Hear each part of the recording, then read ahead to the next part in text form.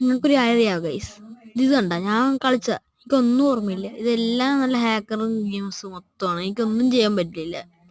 സത്യമായ ഒരു കളി ഞാൻ മറ്റേ ഫ്രീ ഫോളേജ് മിക്കവരും ഞാൻ കൊല്ലുന്നതാണ്. പക്ഷെ ഇവത്തെ ഇച്ചിരി പാടായതുകൊണ്ട് ഇച്ചിരി നിങ്ങൾ കണ്ടു നോക്കിയേക്ക്.